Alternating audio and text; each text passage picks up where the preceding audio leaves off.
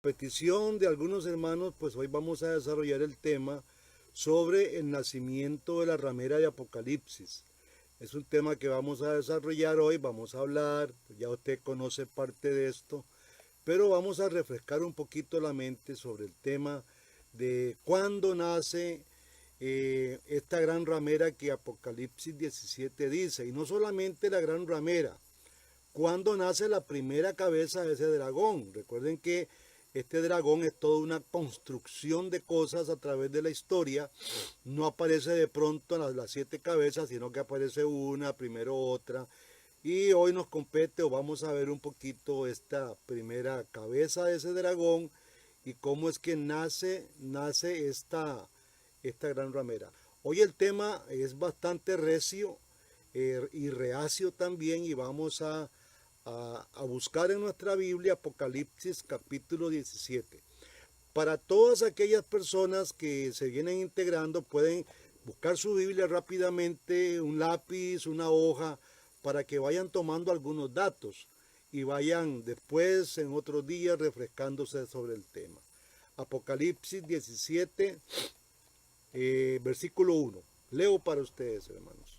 Vino entonces uno de los 7 ángeles que tenía las 7 copas y habló conmigo diciéndome, ven acá y te mostraré la sentencia contra la gran ramera, la que está sentada sobre muchas aguas, con la cual han fornicado los reyes de la tierra y los moradores de la tierra se han embriagado con el vino de su fornicación.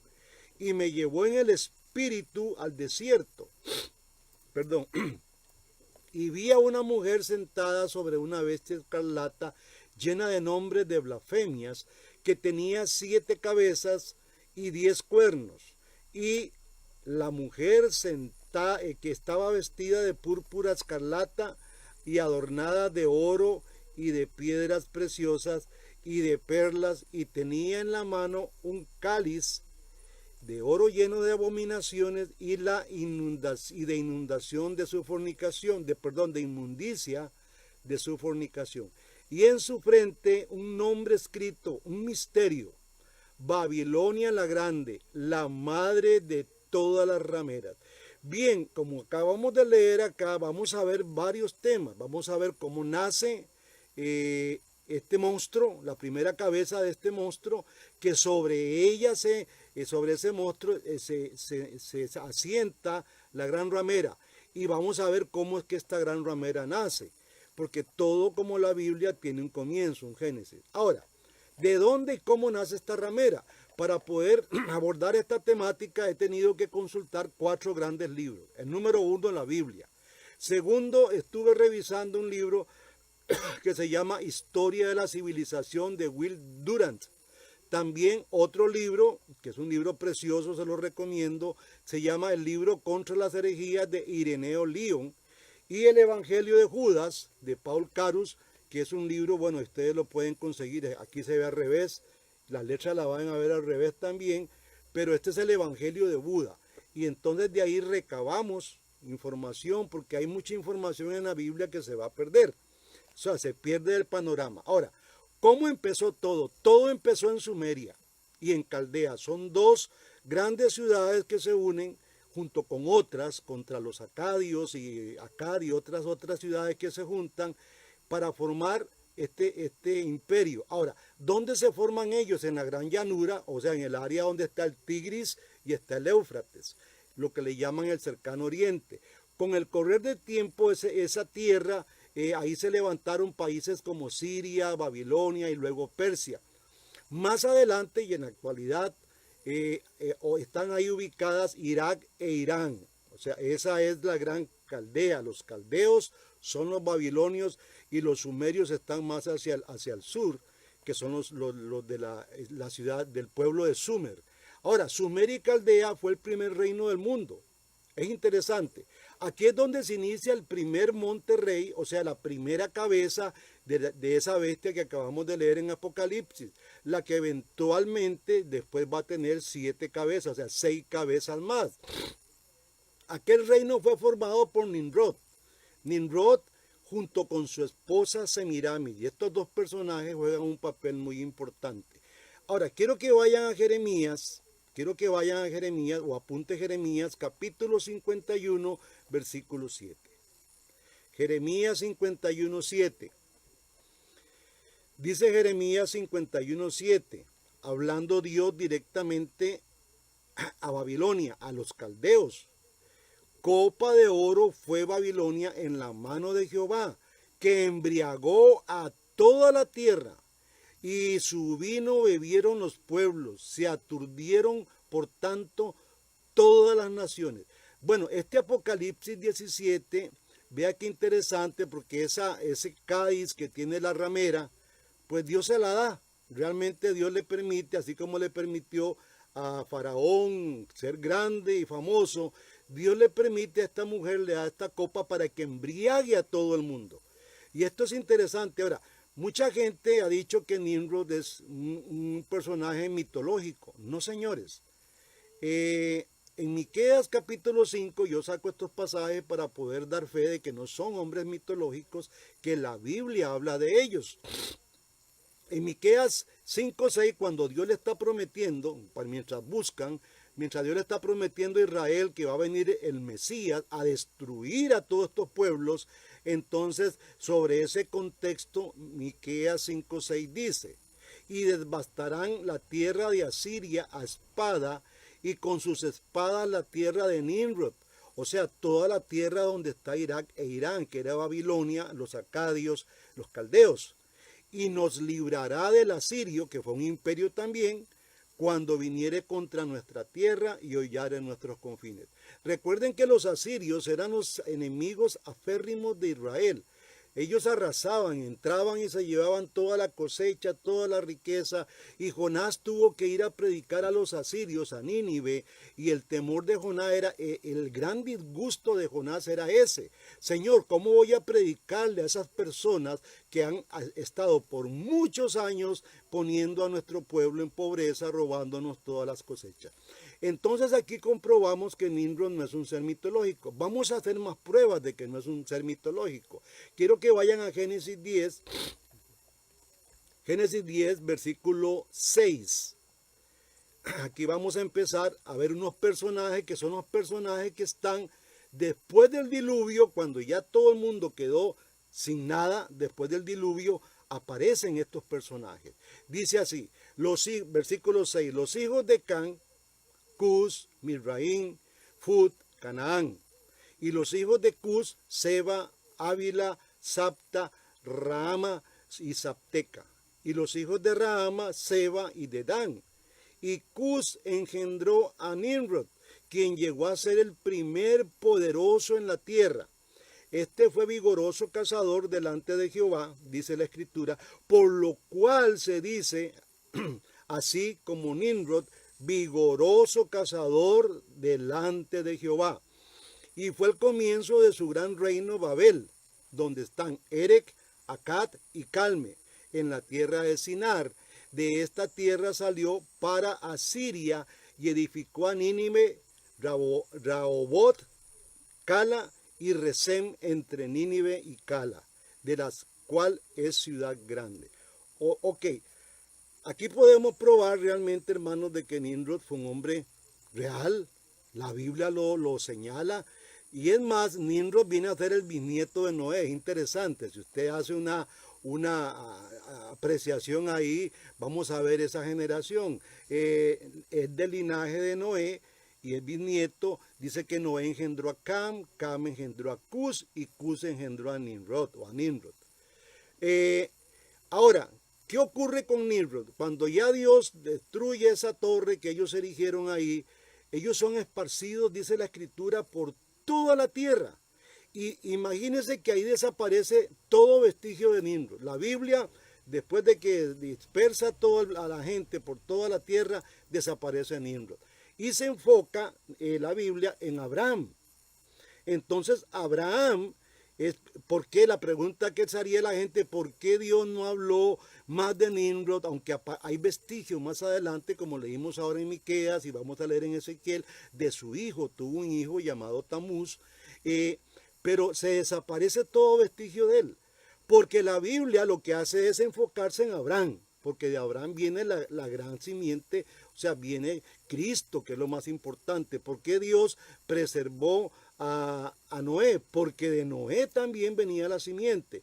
Y entonces la Biblia va enfocalizando y la historia ya no se toma con Nimrod, desaparece, no le interesa a Dios, sino que se enfoca en la gran promesa que Dios le hace a Abraham, que alcanza nuestras vidas, hermano. Ahora, algo importante, dice la Escritura en lo que acabamos de leer en Génesis 10, que él fue vigoroso cazador delante de Jehová.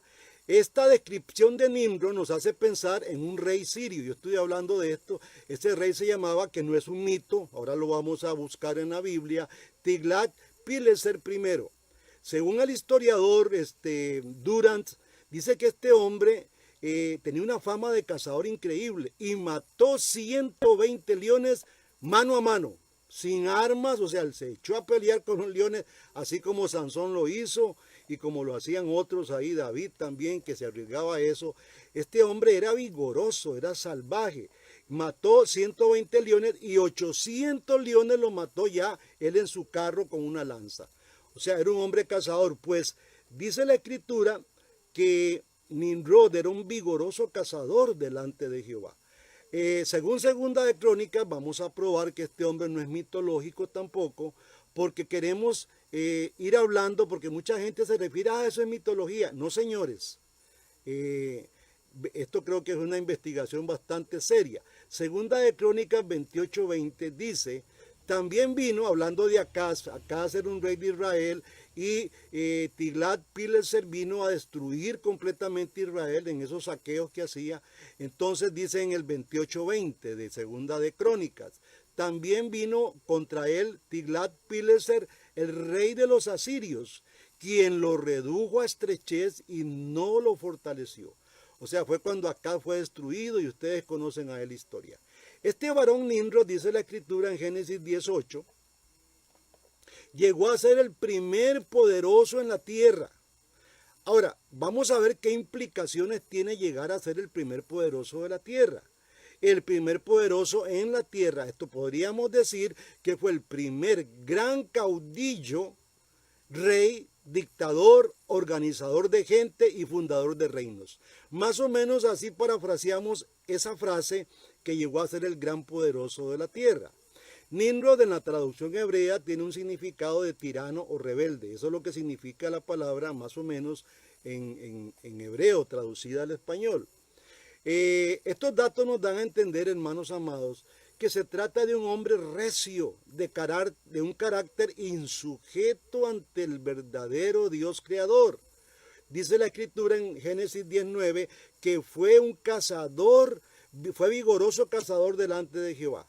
Ahora, decir que fue un cazador delante de Jehová no significa conforme a la voluntad o propósitos de Jehová. Más bien fue una persona que se antepuso a Dios, que fue rebelde con Dios, que no se sujetó a Dios, que hizo todo lo contrario a Dios y que en algún momento retó a Dios porque él erigió una torre, que es un siguat, y la erigió para rebelarse contra Dios, para querer alcanzar el nombre de Dios él y alcanzar el poder, como el ofrecimiento que le hizo Satanás a Adán y a Eva. Más o menos esto es lo que ocurre. Ahora, su nombre en hebreo se pronuncia Marat. Marat, ya traducido correctamente, nos habla de nos rebelamos. Esto significa Marat, indicando la gran resistencia violenta que este hombre tenía contra Dios. Ahora, Nimrod establece varias ciudades, ustedes pudieron leer, incluso Babel, una de ellas, en la gran tierra del Sinar, y Nínive, que siglos después Nínive viene a ser la capital del reino asirio. Ahora, el nombre Nínive es tomado, y esto tomen nota porque esto fue una investigación ahí que hicimos, fue tomado o deriva de una diosa llamada Nina, que esta fue llamada posteriormente Ishatar. Primero era Nina, se llamó, de ahí toma el nombre Nínive y después se llamó Ishatar.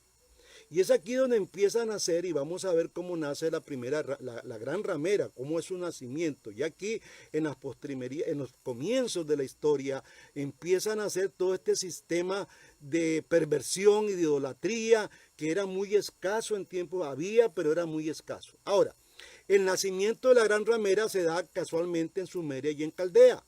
Ahí mismo donde se erige ese monumento o esa torre, el Siguar de Babel, ahí casualmente nace la ramera, a través de un personaje muy importante que la Biblia no menciona, pero sí hay vestigios de que Nimrod tuvo un hijo y lo tuvo con Semiramis. Ahora, como desaparece todo vestigio, desaparece toda información de Nimrod, hay que ir a la historia a buscar qué fue lo que pasó. Y entonces aparece Semiramis, que era la esposa de Nimrod. Ahora, esta llega a ser con el correr del tiempo la gran ramera. Se personifica esta ramera en Semiramis. Dorus, que era un varón griego de Sicilia, cuenta la historia y esta historia la cuenta él y la retoma Will Durant en su libro Historia de la Civilización, tomo 1 en la página 267. Y voy a leer textualmente lo que él saca. Él dice este hombre Diorus, que al morir Nimrod, Semiramis se proclamó a sí misma Rea. Ahora, Rea quiere decir madre de los dioses. Este título es un distintivo muy notable y común en los anales de la raza humana. Este nombre, madre de los dioses o reina de los cielos, son nombres que no aparecen a través de toda la historia. Y entonces hay que ir siguiendo el rastro de estos nombres. Más adelante en la historia, Nimrod muere, pero no es olvidado, pues fue conocido después como Baal. Cuando ustedes leen en la escritura Baal, primeramente van a entender que Baal es Nimrod, título que significa Señor y Amo. También lo llamaban Cronos en Babilonia. Este mismo Baal o Nimrod fue llamado como Cronos. Los romanos lo llamaron como Saturno. Interesante cómo van en las civilizaciones, estos mismos dioses van tomando nombres diferentes. Entonces, siendo Semiramis la esposa de Baal, obtuvo el título de Baaldi. Y Baaldi, traducido en el latín, significa Mea Domina. Si usted agarra la palabra Baaldi y la traduce al latín, significa así simplemente Mea Domina, que traducido Mea Domina al italiano significa Madonna. Y aquí ya tenemos un problema serio. Siguiendo la tradición idolátrica originada en Sumeria y en Caldea, la Iglesia Católica desgraciadamente llama a María la Madonna, título que jamás la Biblia le confiere a ella. Y esto es muy importante tenerlo, hermanos, y tenemos que sacar todo esto a la luz porque han sido muchos años de engaño.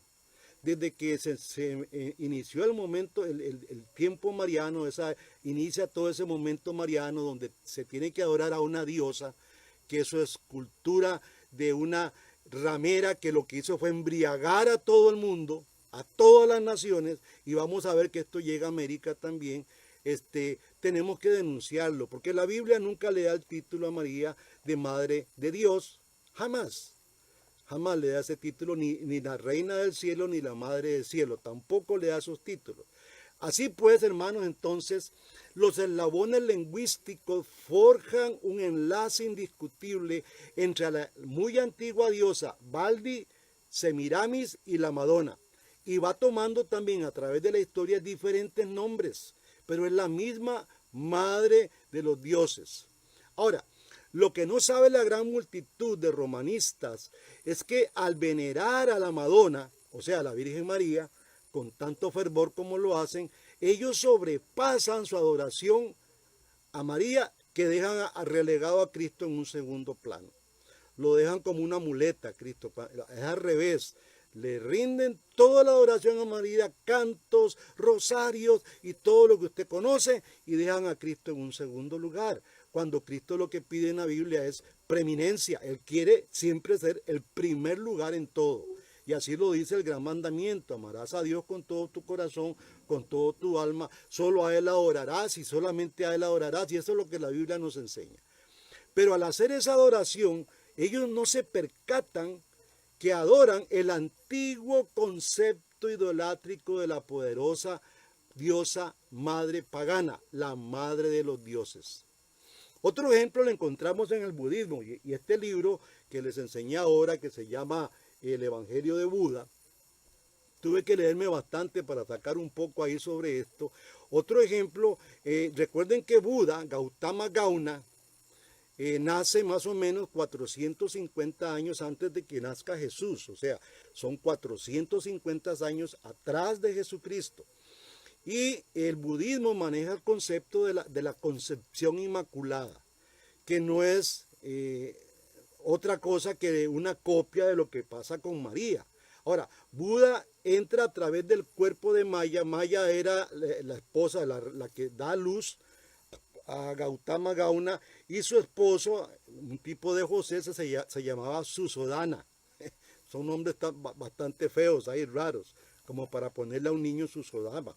Pero Maya o Maya, que era la virgen, la princesa, Buda, el dios de ellos, entra a través del cuerpo de Maya en un sueño, en una iluminación, y por el lado derecho, dice el Evangelio de Buda, de su cuerpo, en un trono sostenido por un elefante blanco y una flor de loto azul, es que se da todo ese milagro, la Inmaculada Concepción. Bueno, un poco complicado, como para nosotros también es complicado para ellos pensar que María fue por el Espíritu Santo tomada, ¿verdad?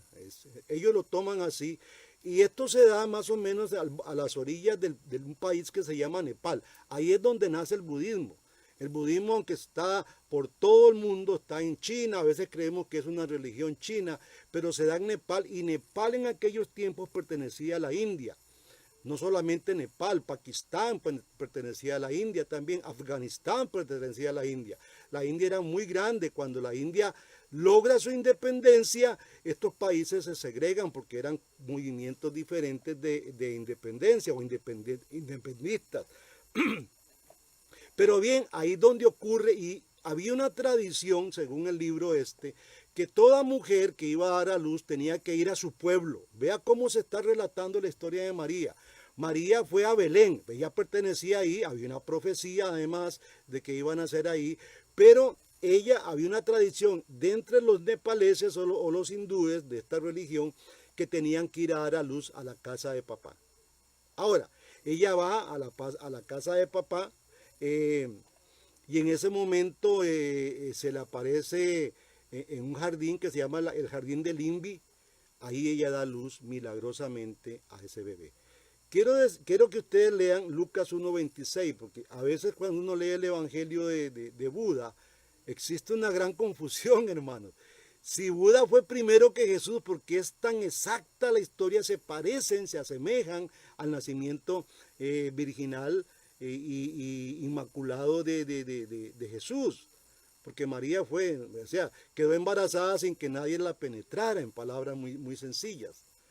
Ahora, ¿qué es esto? Bueno, son los falsos mesías del Antiguo Testamento que estaban aflorando.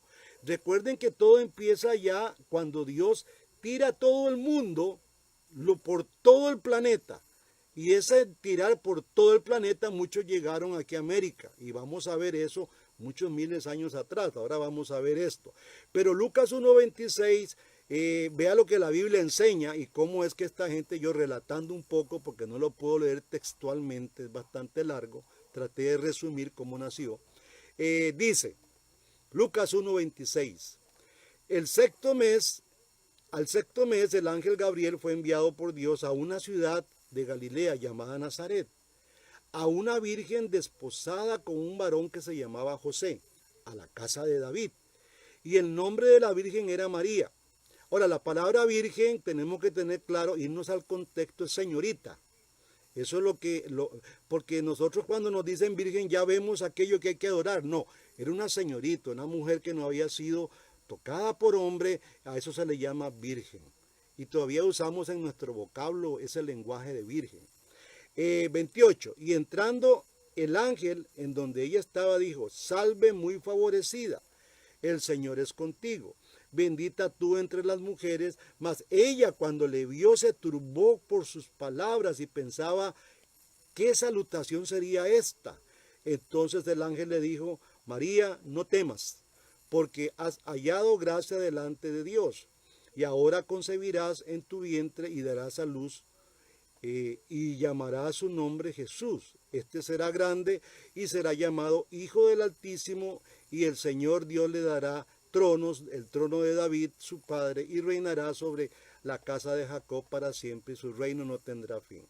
Ahora, esto es el nacimiento bíblico, y Mateo no lo va a encontrar así, pero solo en Lucas. Lucas registra esta historia. Maya o Maja, pues, tiene varias formas de pronunciarse. Es representada también esa reina que adoran los budistas con una luna debajo de los pies. Vea qué interesante. La luna, y esto para los judíos, la luna que es el planeta de la generación de la nutrición de los seres de los sistemas astrológicos y de Oriente y Occidente, y en algunas mandalas simboliza la iluminación. Ahora, interesante porque usted cuando ve imágenes de vírgenes aquí o de santas, pues tienen el mismo concepto, tienen la misma forma. El alumbramiento de Maya, como les dije, que tenían que ir a su casa, al pasar ella por el jardín de Lambi, ese jardín de Lambi ellos dicen que era el jardín donde estaban los árboles eternos, y ahí fue donde dio a luz. Y cuando dio a luz ahí, dice que en ese poblado ciegos vieron, cojos caminaron, o sea, lo mismo que usted puede encontrar en la Biblia, porque todos tenían que ver a Gautama Gauna, al Buda que representa a Jesucristo. Y dice ahí también en el Evangelio que Buda se encarnó en Gautama para que Gautama, que bajó del cielo, subiera nuevamente al cielo. Y mire, es la misma fórmula que nosotros tenemos en la Biblia. Por eso es la segunda religión más poderosa del mundo. Recuerde que la religión más grande del mundo son los musulmanes, que tienen y comparten con nosotros el Antiguo Testamento, y Buda es una copia muy exacta, óigame, muy exacta del Evangelio. Y hermanos, tenemos que estar con los pies bien parados, y es bueno que usted sepa esto, porque esta religión es una apostasía.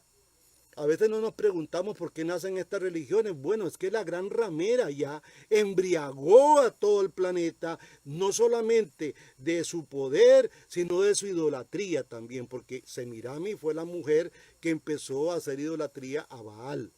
Y ella se autollamó la reina, o sea, la madre de los dioses. Es interesante. Quiero que vayan, y no solamente esto, esta mujer, Maya, también es reconocida en Egipto, más adelante, como Isis.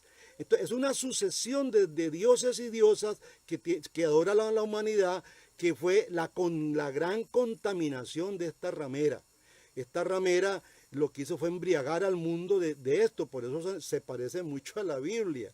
Pero recuerden que mucho antes de que naciera este hombre, Gautama Gauna, ya Cristo como Mesías venía profetizado desde Génesis capítulo 3:15, recuerden.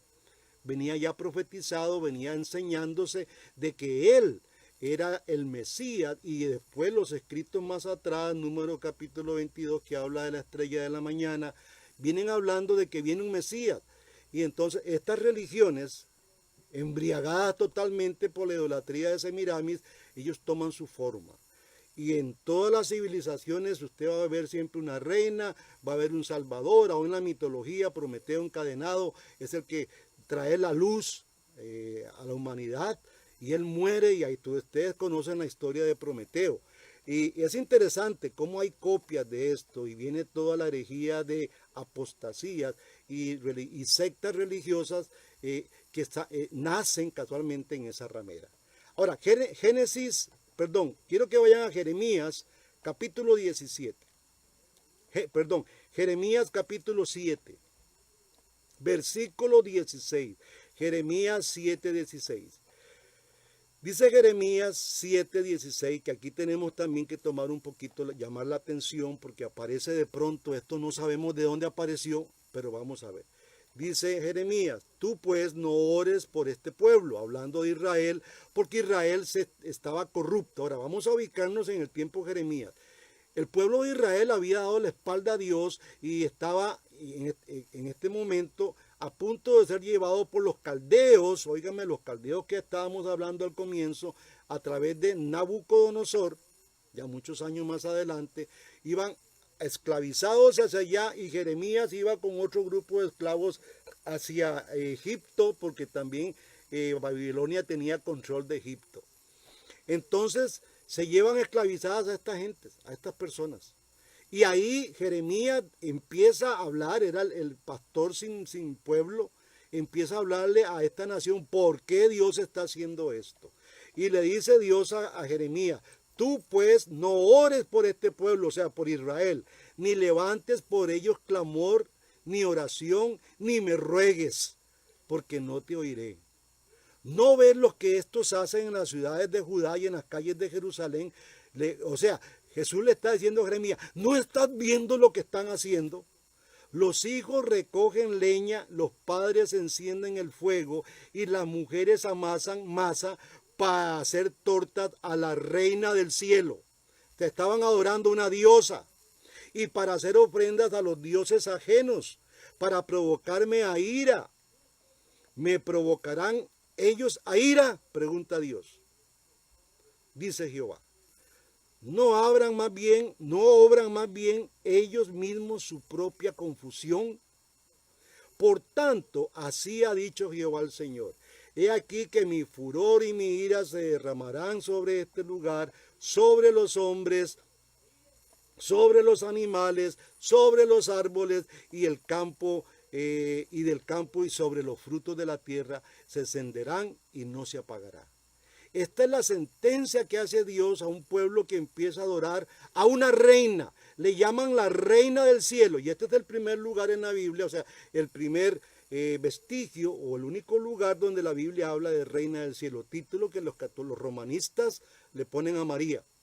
O sea, María no tiene la culpa de todo esto que están haciendo estos, perdónenme la palabra, voy a decir, imbéciles que están usando la palabra de Dios hasta para decir que ya los gays pueden casarse.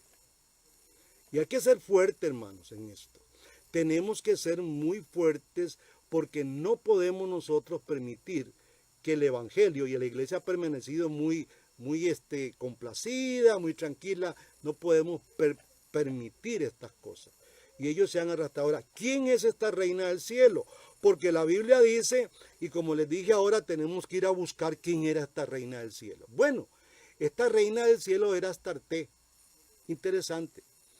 Y Astarte proviene, Astarte es una forma que es hasta, después los israelitas la conocen como Astarot, y a Astarot le llaman ella la reina de los cielos, pero va a la sucesión de nombres. Interesante porque es la asimilación fenicio-cananea. Recuerdan que los fenicios eran férreos, marineros, y le adoran a una diosa de los mares también. Eso es terrible lo que uno encuentra en la historia.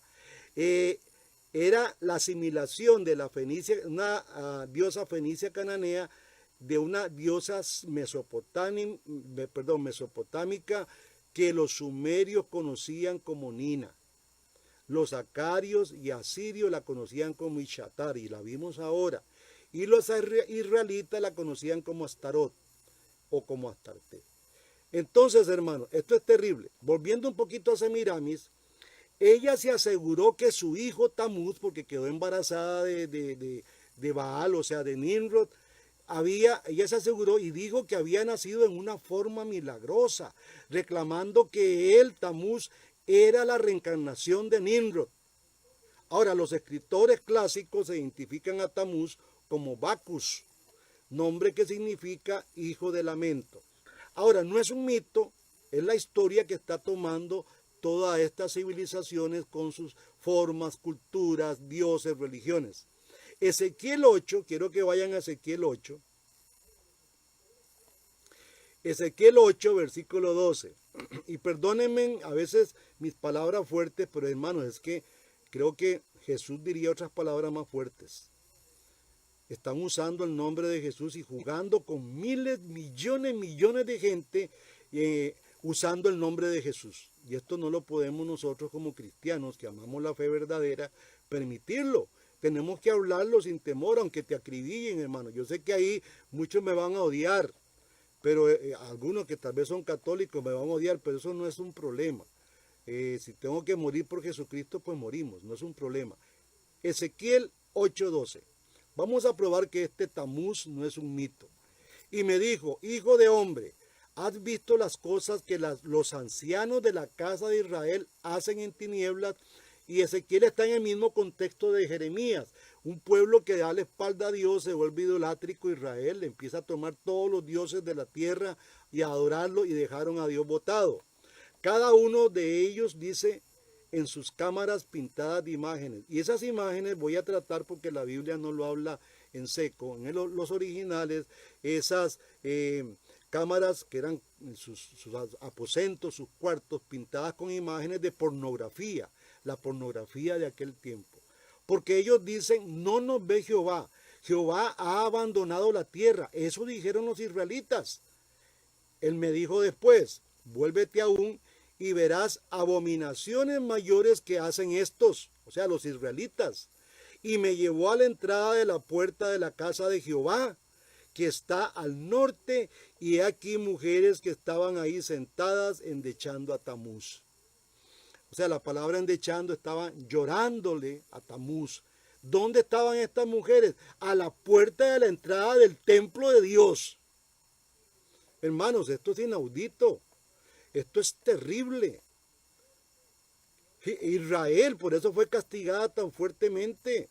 Es más, en el año 70 Israel fue destruida como nación.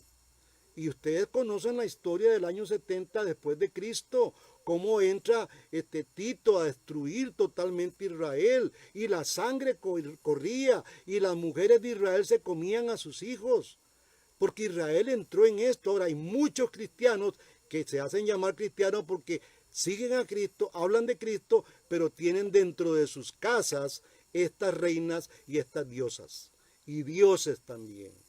Y hermanos, esto es inaudito, no podemos quedarnos callados. Ahora, a Tamuz se le llamaba el hijo de lamento. Y en la antigüedad, Tamuz era asociado con Génesis 3:15. O sea, esto es una apostasía, es Satanás tratando de ver cómo desviaba al mundo, pero también, no solamente Satanás, era Dios que le dio la copa para que embriagara a las naciones de idolatría, de perversión.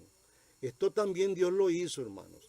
Por eso la historia de Nimrod desaparece y empieza toda la historia de Abraham, que nos afecta a ti y a mí. Y esto es interesante. Ahora, la semejanza entre Tamuz y Cristo es evidente. Ambos se dicen que tenían un nacimiento milagroso, hijo de lamento. A Jesucristo le llamaban varón de dolores. Hay muchas similitudes en todo esto.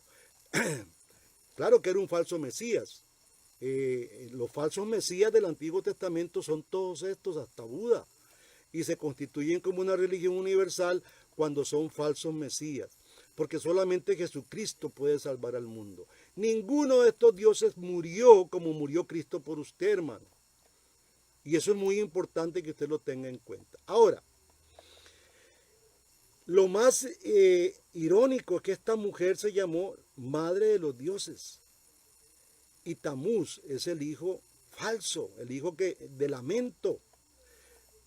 Ustedes saben perfectamente que Génesis 3:15, por lo que hemos enseñado en la iglesia, está apuntando hacia Jesucristo, y hemos probado todo esto, porque apunta, viendo genealogías, de dónde viene, y termina todo en Cristo. Ahora, Semiramis desempeñó un papel importante en el desarrollo de los misterios de los caldeos, que los misterios caldeos son los famosos misterios que usted ve en el rosario, por ahí andan.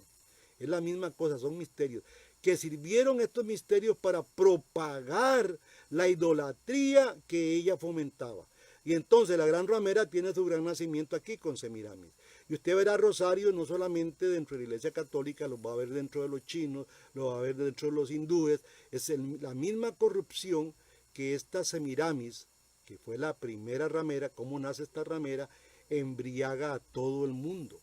Semiramis figura mediante el carácter mitológico de la diosa Helena. Ahora, Semiramis, con el correr del tiempo, fue reconocida en una secta samaritana como la diosa Helena. Tomó el mismo nombre.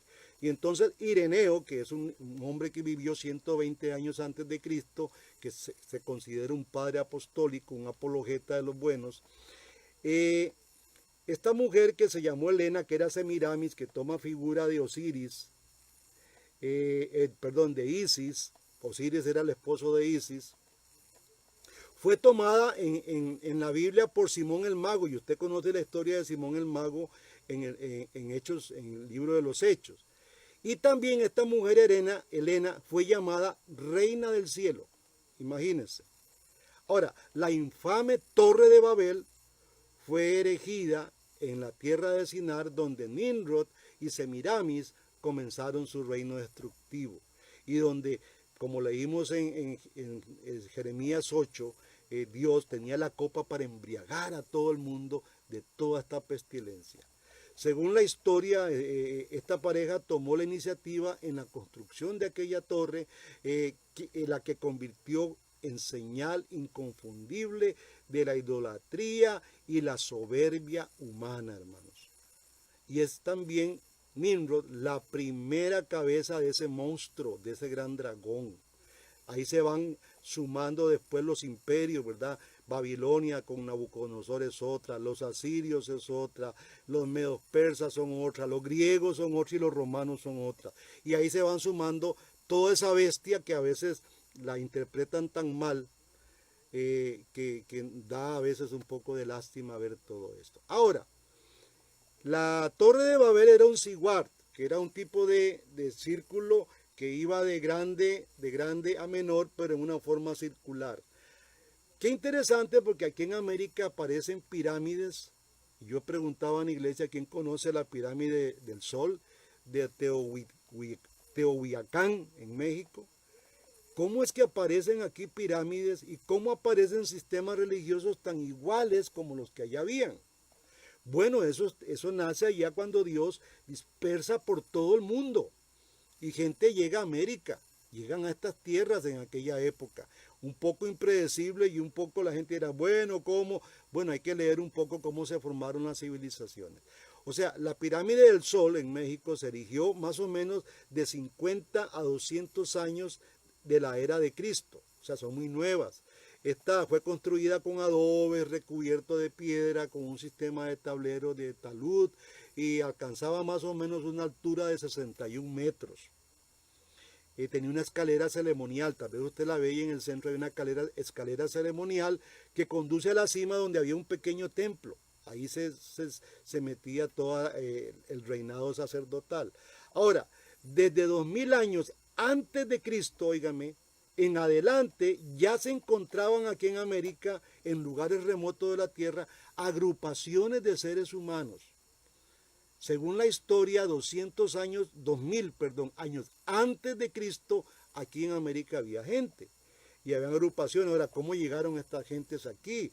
Si sabemos que el diluvio todo lo mató, toda humanidad fue ahí destruida, quedó solo una familia, Noé con sus hijos y sus nueras, y ahí empezó a propagarse hasta llegar a Nimrod en el capítulo 10, y de ahí Dios dispersa por todo el planeta a esa gente que estaba ahí, cambió sus lenguas, todos ustedes conocen la historia.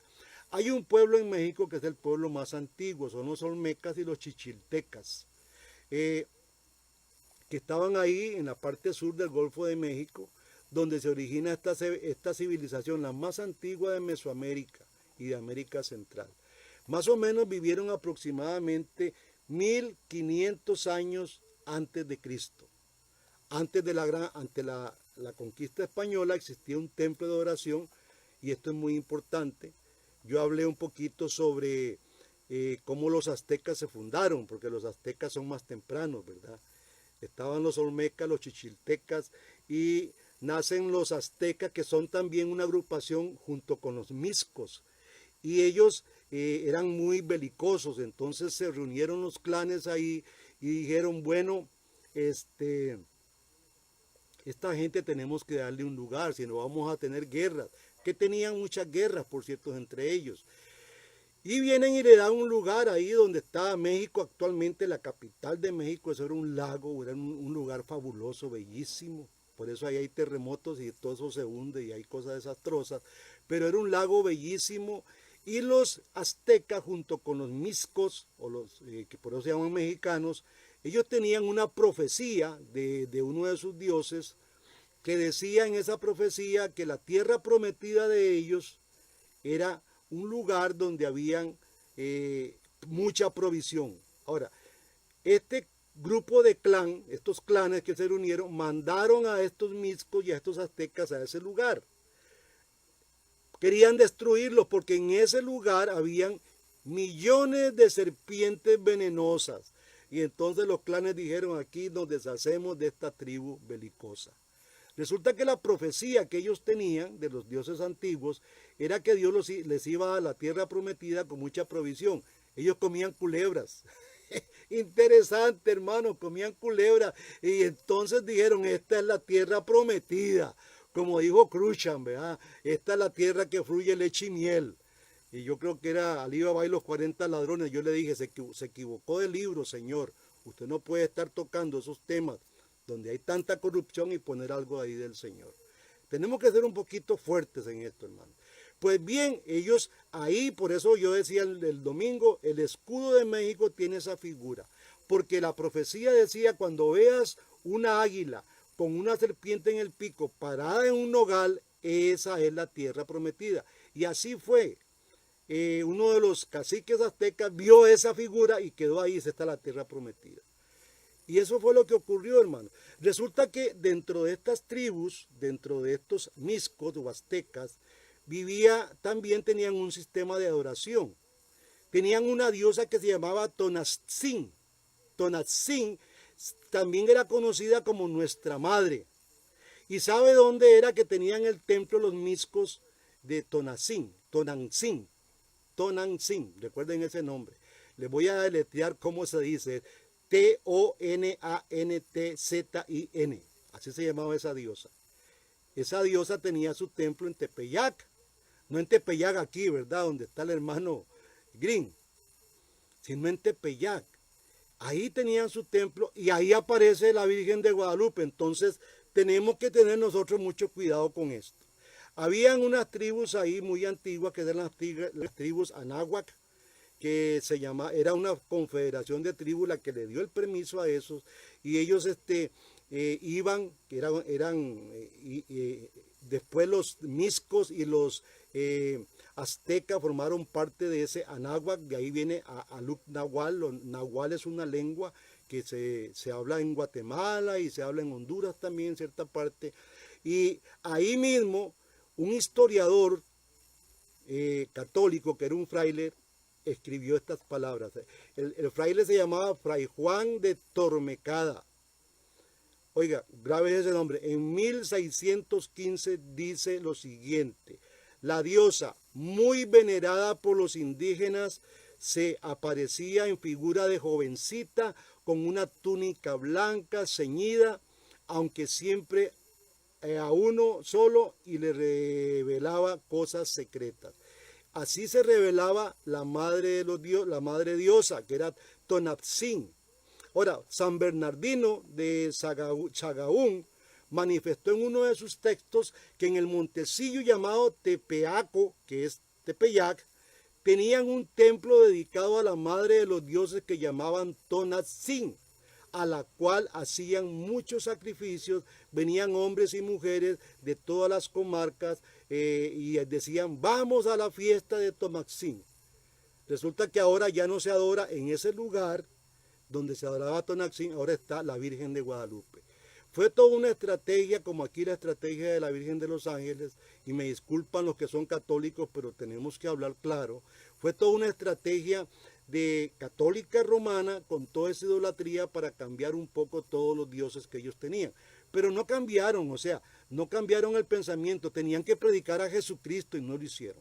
Ahora, los mayas, que están más aquí, más al sur de México, que están también, llegó cierta subraza maya aquí a Costa Rica, datan más o menos de 1500 años antes de Cristo. y los incas datan de 1100 años antes de Cristo. Entonces, ¿cómo llegaron estos indios acá? Bueno, tenemos que ir a Génesis capítulo 10, donde Dios dispersa por todo el mundo, y cuando dice todo el mundo, aquí en América, de esa. Entonces, ¿qué ocurre con estas personas? Como dice Génesis, voy a leerles Génesis 11:9, hermanos. La respuesta está ahí. Dice Génesis 11:9, por esto fue llamado el nombre de ella Babel, porque allí confundió Jehová el lenguaje de toda la tierra, y desde allí los esparció sobre la faz de toda la tierra. Esta es la gran clave. De toda la tierra. Ahora, ¿qué se gestó en Babel, hermanos? Ahora podemos entender cuánta similitud hay entre las pirámides babilónicas, las de Egipcio y las de América Central y América del Sur, separados por miles de kilómetros de mar y de tierra. Ahora podemos entender eso, pero aquí hay una explicación bien razonable. Los seres humanos que fueron esparcidos por sobre toda la faz de la tierra, no solamente se llevaron toda una cultura, se llevaron todo un sistema político, por eso eran tan belicosos y poderosos. El poder corrompe la humanidad, y es porque se llevaron ese poder de este gran hombre llamado Nimrod. Hombre negativo, porque era un hombre que estaba frente a Dios muy violentamente rebelándose contra Dios. Ahora, llevaba un diseño. Toda esta gente que fue esparcida llevó un diseño. ¿Cuál era el diseño? Bueno, el diseño de Babel, el diseño de Nimrod, el diseño de Semiramis, el diseño de Tamuz. Interesante. Entonces, no solamente exportaron un sistema de crear, porque tenemos que en esto ser honestos. Nimrod enseñó cómo reunir gentes, cómo hacer clanes. Él agarró varios pueblos, a Akkad, Erech y otros más ahí, al mismo Nínive, y llevaron y exportaron también todo un sistema religioso que se parece al de Cristo. Por eso Buda, la famosa princesa Maya, y que tuvo a su hijo Gautama Gauna, todo el nacimiento es parecido, milagroso. Aún Tamuz nace en una forma milagrosa, según Semiramis y según los escritos que estamos citando. Ahora, hermanos, ya casi vamos bajando. En Sumeria se adoraba una diosa que se llamaba Ninkarsak, la cual le decían que se llamaba la Madre Dolorosa. Ninkarsak quería decir la Madre Dolorosa, y que intercedía por ellas, y creían que ellas, se intercedía a ellas porque eran más liviana, más fina, porque los dioses eran muy duros. Entonces acudían a la diosa Ninkarsak. Ahora, esto está tomado de la historia de la civilización de Will Durant, página 266. O sea, lo que quiero con esto es que usted sepa que estamos tratando de documentarnos seriamente, hermanos. El libro se llama La historia de la civilización. Es un libro, ahí lo tengo aquí, lástima que no lo saqué para que lo viera. Es un libro lindísimo. Ahora, hay un parecido entre Nirsak y la Madre Dolorosa que los romanistas tienen. La Virgen de las Dolores o la Dolorosa, y por eso hay muchas iglesias con ese nombre. Es tan asombroso esto, hermanos, cómo se alecciona esto, y cómo ese concepto romanista pone a esa Madre Dolorosa o a esa Reina del Cielo o a esa Madre de los Dioses como Madre Intercesora. Es terrible esto, hermanos.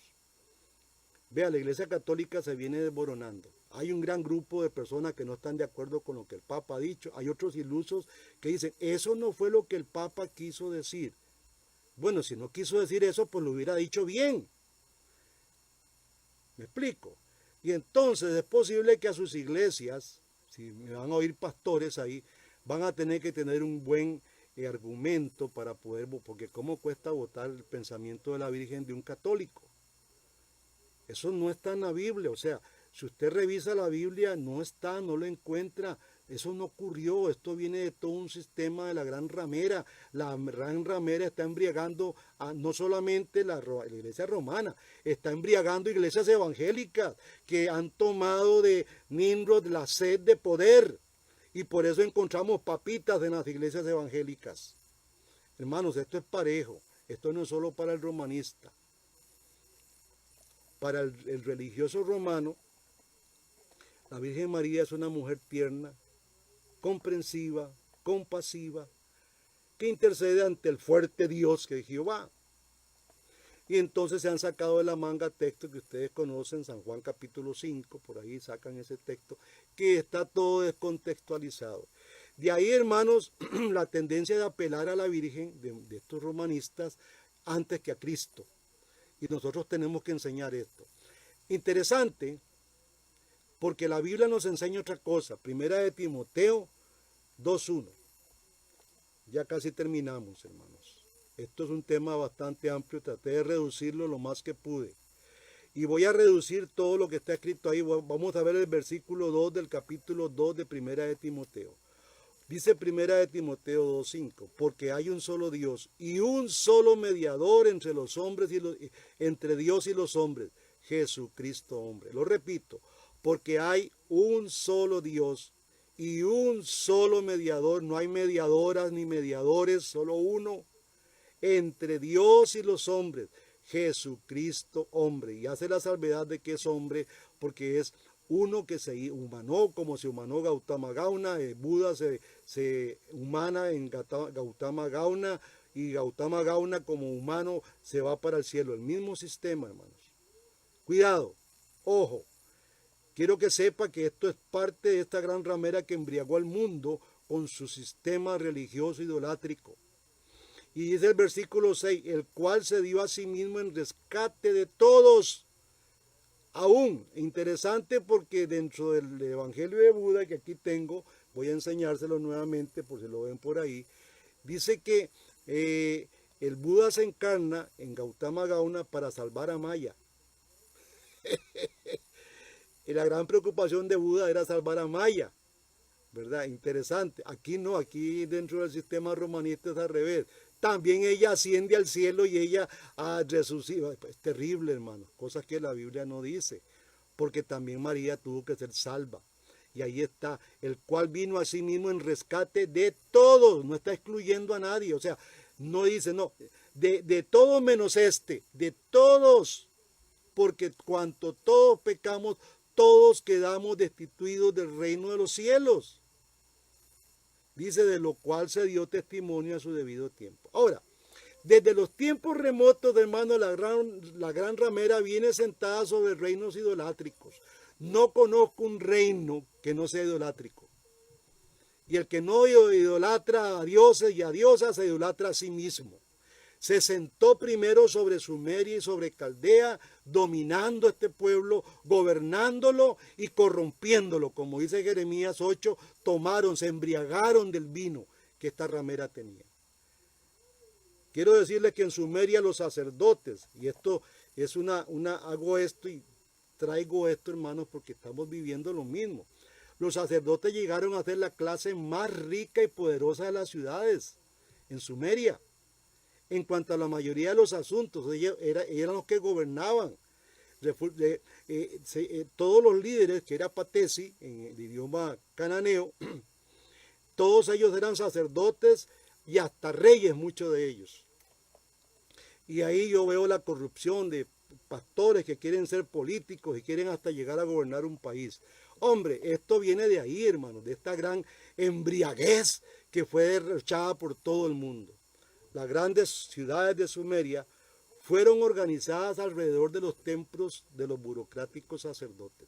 Vea, en Sumeria, cuando estos pueblos se levantan, donde había un pueblo sumerio, estaba el templo de los sumerios y el que gobernaba ese templo era sacerdote, que era de la realeza, gente muy rica.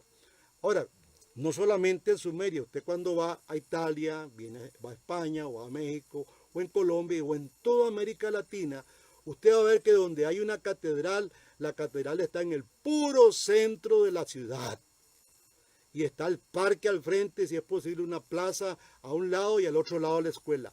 Es el mismo sistema con que España vino aquí en la colonia a dominarnos. Recuerden que habían encomenderos. Yo hablé del libro la vez pasada de Claudia Quirós. El libro se llama La encomienda en Costa Rica y está hablando de esos encomenderos que dicen ellos venían encomendados por el rey para turuzarlos a usted y a mí con impuestos, a nuestros pobres indios. ¿Sobre qué? Si la tierra nos pertenecía, era nuestra, pero ellos se apoderaron y nos cobraron impuestos como nos está cobrando impuestos hoy el gobierno. Ahora, todo ese sistema, hermano, y hay mucho más que quisiera hablar, pero no hay mucho tiempo. La Iglesia Católica se asienta en cada pueblo en el puro centro, tiene el mismo sistema de poder, de dominio. Ahora, quiero terminar con algo, hermanos. Tal vez usted, si es católico, no quiero pedirle disculpas porque esto es una verdad, pero sí quiero decirle algo que la Biblia dice. Y quiero terminar con este texto, primera de Pedro, capítulo 4, versículo 1 en adelante. Y le voy a hacer un llamado a un arrepentimiento, hermano. Usted no puede seguir ahí. Dios, a muchos de los que somos evangélicos, hemos sido llamados de ese lugar. Hemos salido de ahí, hemos salido de la idolatría, porque la gran misericordia de Dios así lo quiso. Y hoy yo quiero que usted escuche parte de esta misericordia de Dios y que usted escuche el llamado de Dios y que usted entienda que a través de la Biblia este llamado de Dios es para los que están en esa gran embriaguez de dioses y santos y todo esto. Dice así primera de Pedro 4:1. Puesto que Cristo ha padecido por nosotros en la carne, vosotros también armados del mismo pensamiento, pues quien ha padecido en la carne terminó con el pecado, para no vivir el tiempo que resta en la carne. Óigame, no siga viviendo el tiempo que a usted le resta, no lo viva en la carne conforme a las concupiscencias de los hombres, sino conforme a la voluntad de Dios. Y este versículo es el que quiero lanzarle a usted, como dicen los hermanos ahí, pastores pentecostales. Baste ya el tiempo para haber hecho lo que agrada a los gentiles. Dios está diciéndole a usted, mire hermano, como se llame, ya basta. Deje de estar siguiendo usted todo ese sistema de gentiles, todo ese sistema religioso de gentiles que no lleva a nada. Porque ellos, dice, hay una coma, andando en laxivias, concupiscencias, embriagueces, orgías, disipaciones y abominables idolatrías. O sea que estas personas son las que están embriagadas de ese cáliz de oro de la gran ramera que embriagó, aún está embriagando muchas religiones y está embriagando aún a la iglesia. Yo le llamo, hermano amado, a que usted deje todo eso, se olvide. Es difícil para una persona religiosa dejar sus santos y dejar toda su tradición. Pero hay un llamado de Dios allá, basta ya. Ustedes tienen a un Cristo que padeció por usted, que murió en la cruz por usted y que vino a salvarte de toda esa peste. Y te invito, hermano, a que leas la Biblia. Estamos en este mes celebrando la Reforma. Todos estos temas que estoy dando es basados en la celebración de la Reforma. Porque ya hablar de la Reforma cansa. Todos los años hablar de lo mismo, que quienes fueron los reformadores. Tenemos que reformar nuestro pensamiento. Y yo quiero que usted, hermano, si está en una iglesia católica, está molesto con el sistema que el Papa y la iglesia tiene, pues busque a Dios, busque iglesias que realmente hablan. Quiero que este tema lo tenga usted en sus manos, que usted entienda lo que usted ha venido haciendo. Y Dios te está diciendo ya, basta ya. Está bueno de estar viviendo como los demás gentiles. Hubo un hombre que padeció por ti, murió por ti y que dio la vida por ti. Y que es el único mediador entre Dios y los hombres. Solo Él. Él es el único puente. No hay otro pontífice. Deja de hacer esas abominables idolatrías. Basta ya. Cristo te está llamando en este momento.